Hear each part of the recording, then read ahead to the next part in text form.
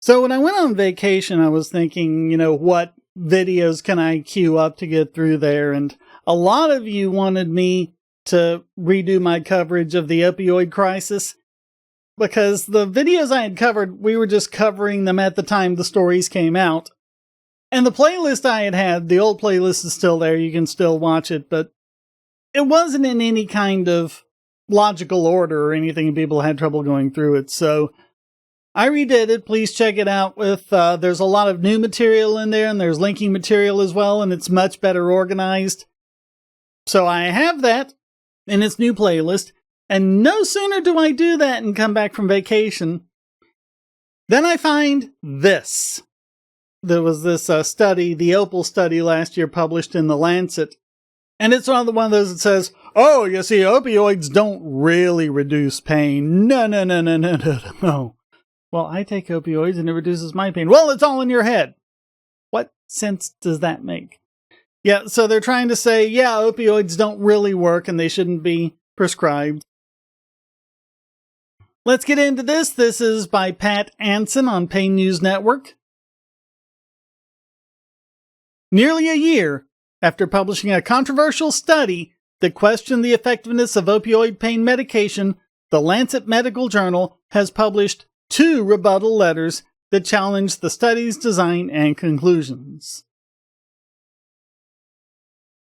The blinded placebo-controlled trial, known as the OPAL study, found that a 6-week course of low-dose oxycodone worked no better than a placebo in treating patients with recent mild to moderate back and neck pain.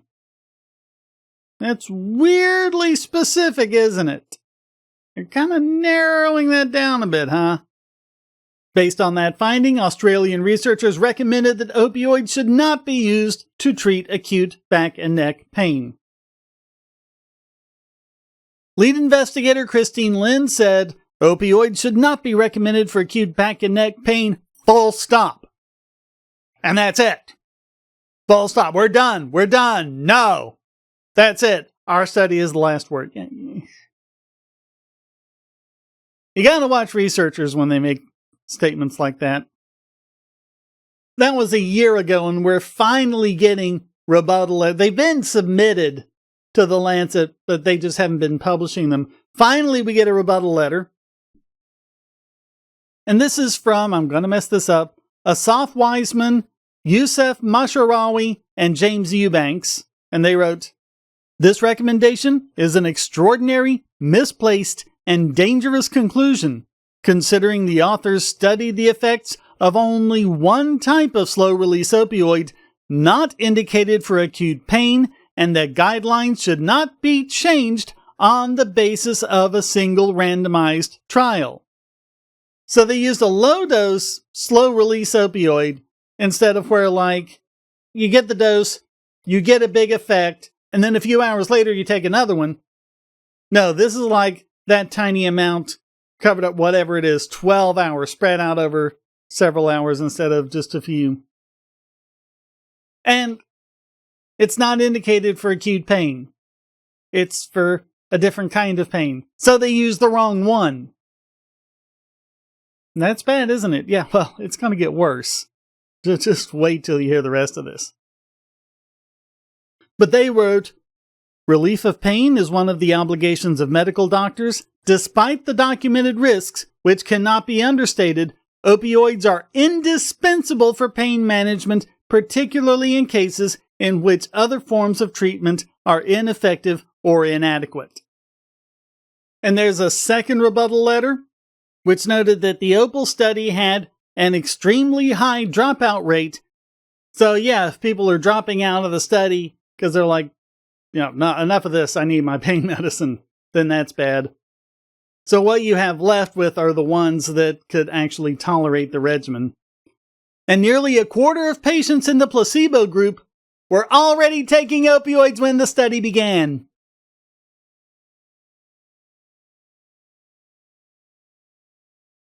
But Lynn and her co-authors defended the design of the OPAL study. We agree that we cannot generalize our results to all opioids. There are different opioid classes with different pharmacological profiles. Yeah, and you used the wrong one, didn't you? We agree that the OPAL results might not be generalizable to all patients with acute low back and neck pain. Well, then you shouldn't have done that, should you? Remember what she said? Full stop? Remember that whole full stop thing? Yeah, we're kind of taking back. Not quite full, less of a stop. Yeah, we're rolling that back. Including those experiencing hyperacute pain, requiring immediate pain relief in the emergency department. And the rest of us can just go screw ourselves, I guess. Other critics found additional flaws in the OPAL study, pointing out that the daily dose of oxycodone was relatively low, ranging from 15 to 30 MME. I talked about that in the playlist. And that the oxycodone was combined with naloxone, a medication that blocks the effects of opioids. Wow. Imagine that. You give them opioids, and then you give something that blocks the opioids, and they're like, see, the opioids don't work. And this is something they said in the first letter. They didn't quote this part in the story, but if you go over and read the first letter, they say, use of a slow-release opioid conjoined with naloxone for the trial is a strange choice, as global guidelines do not recommend these for acute pain. Yeah, so they took an opioid that, by their own admission, is not recommended for acute pain, combined that with something that blocks the effects of opioids. Gee, do you think this trial was rigged? I think it was rigged. Yeah.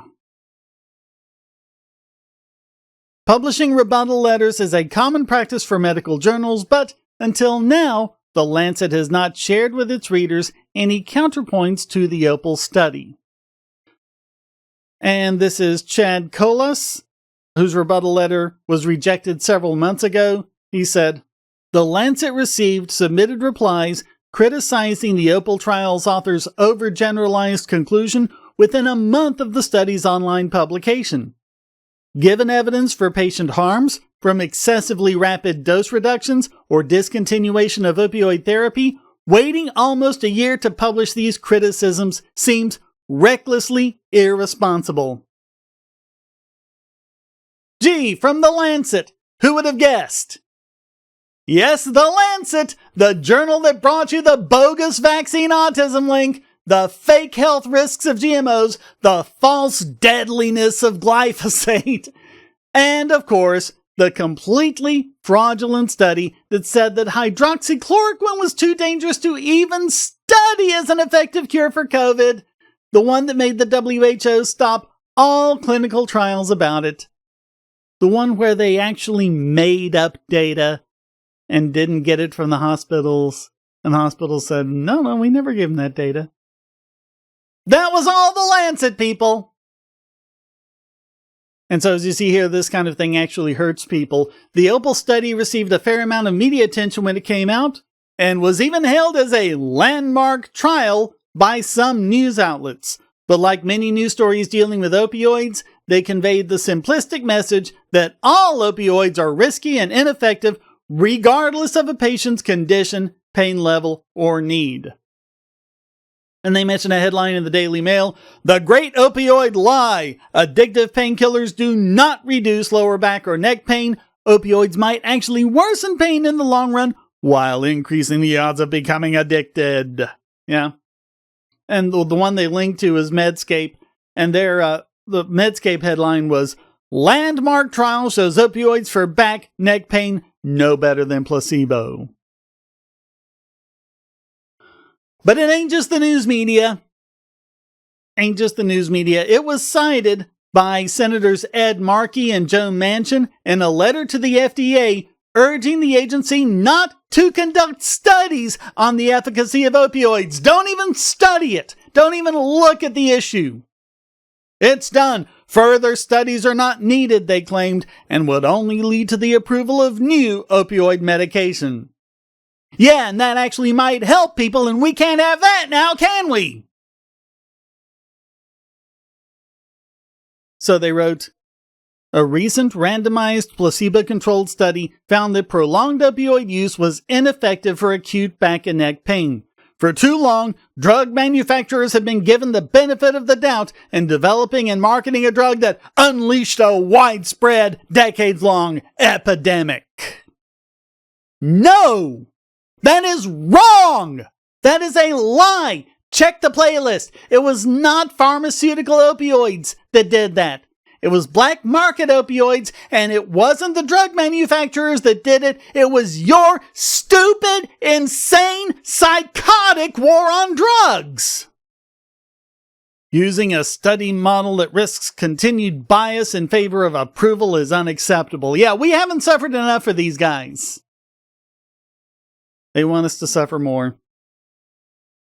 Wiseman and his two colleagues say opioid phobia in the U.S. has led to pain patients around the world being denied appropriate treatment, causing unnecessary suffering. And they wrote, unfortunately, the opioid epidemic in the USA has led to many countries adopting strict umbrella policies and led to so-called opioid phobia among clinicians, and many patients worldwide have been hurt due to these processes.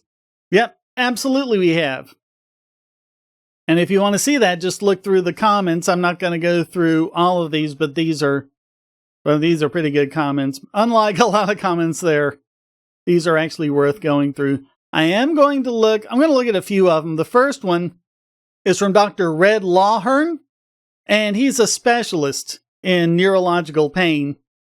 And he commented, this is only one of many studies that demonstrate a persistent and unjustified anti-opioid bias. I have myself taken the position that the U.S. CDC and Veterans Administration guidelines are fatally flawed by outright fraud and misrepresentation of research. Yep, check the playlist. They started doing things wrong, misattributing a lot of deaths to prescription opioids. And in 2005, when they found out that they had made that mistake, they didn't correct the mistake. They hired a PR firm.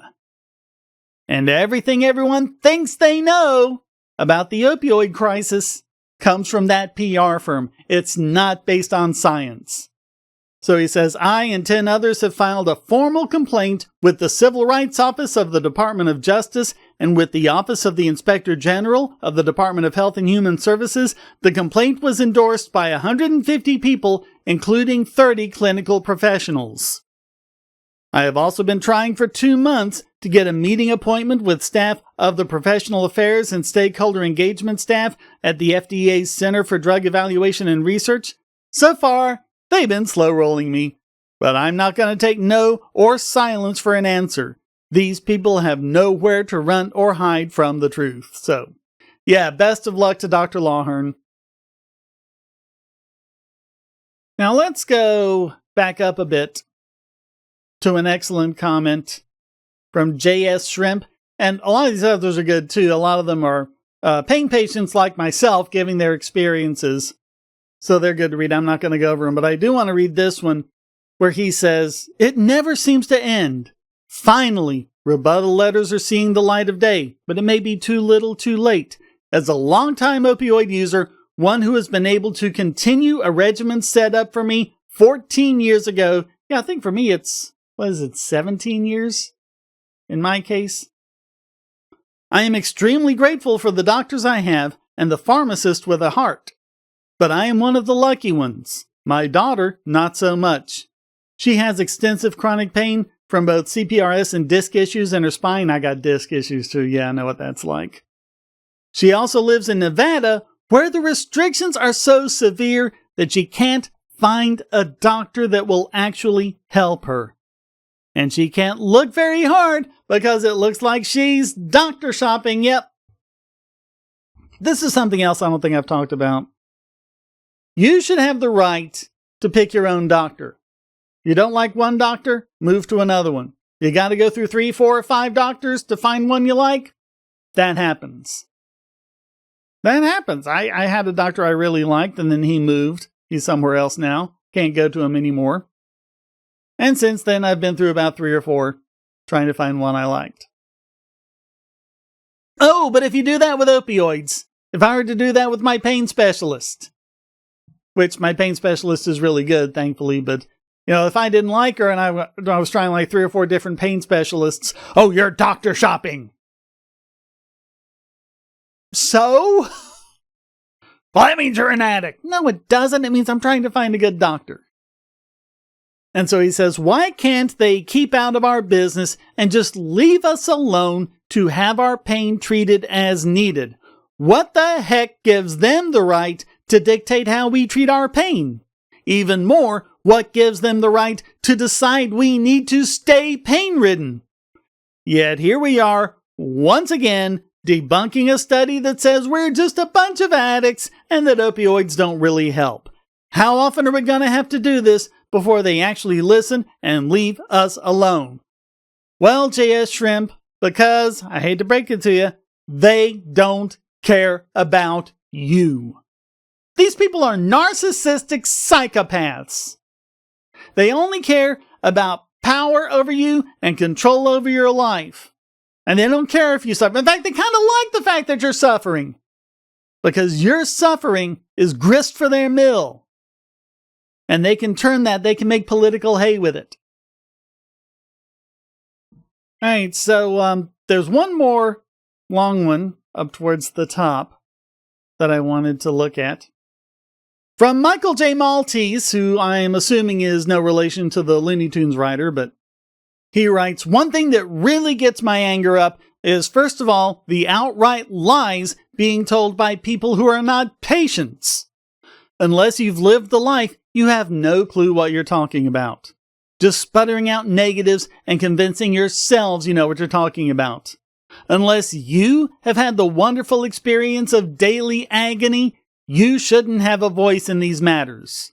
They try to delude everyone into thinking that 90% of patients become addicts and or divert their medication, and that is also bull. It's less than 4%. It's actually less than 1%. I covered this, I got the receipts, it's like 0.6%. That's how tiny it is. Acting like you're saving people from addiction, when the truth is, you've saved no one. In fact, quite the opposite. Making ridiculous remarks like, pain doesn't kill. Tell that to the hundreds of patients' families who buried a loved one after suffering massive heart attacks and strokes from severe, undertreated, chronic, intractable pain. Or the mother of a pancreatic diseased child to find him or her hanging from a rope or with a bullet in their head. Yeah, I got a whole video on that. So what you're really saying is becoming dependent on opioids, which is a risk worth taking for some semblance of a decent life, is far worse than suicide. I mean, this is the part that never made sense to me anyway, because if you take opioids, you might get dependent on them and you might have to take them for the rest of your life. Well, I'll have to do that anyway, because I'll be in pain for the rest of my life. But you might get dependent. Well, I'm already dependent on them to reduce my pain, so what's the difference? You people in control of what doctors only should be controlling better get your thinking fixed. You have caused, and continue to cause, far more deaths than opioids ever did. And you sleep at night. May God forgive me, but I pray every last anti-opioid zealot gets to experience a few of the kind of severe pain we face every day. And I hope no one helps you. Yeah, I don't really wish pain on anyone, but I definitely understand the sentiment here. You know, there are times I've just fantasized about taking, politicians like the senators I just mentioned or others and just torturing them. Put them on a rack, poke them with hot pokers and all that. Just the constant, unceasing pain and just leave them like that and see how much they like it. See how long it takes before they start blubbering and begging for relief. I bet you they won't last as long as we would. I bet you they're little wimps who wouldn't be able to take it. And they real blubbering like, oh, why are you doing this to me? Well, why are you doing it to me? Maybe if they understood, but they won't, because these people have no empathy. Again, they're narcissistic psychopaths. Complete sociopaths, they don't care. And he finishes off, I could tell you nightmare stories, but there's not enough time or room here. God, please bless and help all of the pain warriors fighting to live with a little quality of life instead of rotting in bed day after day. We don't treat dogs that cruelly. Yeah, we let dogs have relief from pain. I'm not going to read this one out from Deadlist 222, but he does recommend Dr. Thomas Klein. He has a YouTube channel that every pain patient should check out. I'm not familiar with that one, so I will be checking that out with his work and advocacy for pain patients. So yeah, we do have advocates that are out there. Too few, and they're just lost in the noise of all the drug warriors. I am going to read out his last paragraph. My hope is that medical professionals, in unison with their professional associations, will join together to unanimously, unequivocally, and completely denounce the inhumane agenda which has sentenced and is sentencing pain patients to an unjust existence of unending, soul and life-crushing intractable pain, which has rendered countless home, chair, and bedbound unable to perform basic ADLs, cut off from their ability to work, spend quality time with loved ones, participate in the simple things of daily life often taken for granted by the fortunate, and end the horrific instances in which the persecuted self-exited as a direct result of medical abandonment and the unjust, inhumane, forced imposition of unending suffering, as well as the mountain of lies concocted to influence the minds of men. We got to get this information out there, folks, because the news media ain't going to do it. And it's clear we can't even rely on a lot of scientific journals to do it. Because you've just seen it. You just saw a journal, The Lancet, publish a pack of lies. Lies that were easily found by anyone who is familiar with the subject. People who aren't familiar with the subject might look at it and go, oh, okay. But if they know how opioids work, if they have an understanding about pain management, things like that, instantly saw right through it. And yet it was a year before the Lancet published any of their letters. A year! While all the time this study was being used by the drug warriors to push bigger and bigger restrictions. We've got to get this out there, so please share it everywhere. Get the word out on this, which of course means comments for the comment god, shares for the share throne. Hit like, subscribe, and the bell. Get this video up in the algorithms. Get all of my opioid videos up in the algorithms, because there are way few people doing this. And whatever other voices you see out there that are doing the same thing, elevate them as well. And of course, if you want to keep me doing what I do, please go to donate.bogosity.tv, and you can make a one-time donation with PayPal or Venmo. You can donate with cryptocurrency, or become a regular supporter at Patreon, Subscribestar, or Discord. Lots of benefits, including early videos, monthly live streams. Go and check it out. Thank you very much. Until next time, stay strong and be free.